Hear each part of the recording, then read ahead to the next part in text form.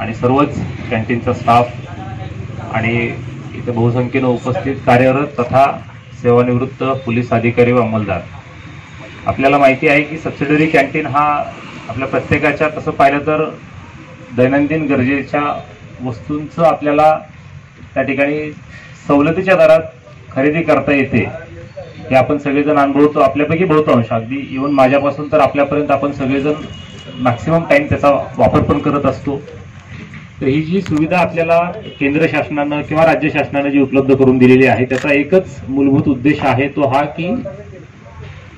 जसं military forces आहेत, paramilitary forces आहेत, त्याच धर्तीवरती पोलिसांना देखील सवलतीच्या दरामध्ये ज्या दैनंदिन वापराच्या किंवा ज्या काही वस्तू, ते इलेक्ट्रॉनिक असेल किंवा इतर कुठल्याही वस्तू असतील तर त्या अवेलेबल व्हाव्या या उद्देशानं सबसिडरी कॅन्टीनची आपली स्थापना करण्यात आलेली होती आणि त्या अनुषंगानं त्याचा विनियोग सुरू आहे. त्याचाच पुढचा टप्पा म्हणून एसपी साहेबांच्या पण प्रयत्नातून असेल किंवा आपले वेलफेअर एपीआय असतील, त्यांचा सर्व स्टाफ असेल, कॅन्टीन इन्चार्ज असतील, यांच्या सगळ्यांच्या प्रयत्नाने आपण जे आत्ता जे केलेलं आहे ते बेसिकली त्याचे एक प्रेस नोट पण आपण पदनिहाय म्हणजे थोडंसं याच्यामध्ये असं केलेलं आहे की आपण एक आयडेंटिटी कार्डचा आपल्या प्राथमिक स्वरूपात वापर किंवा वाटप केलेलं आहे आणि प्रत्येकाला जवळपास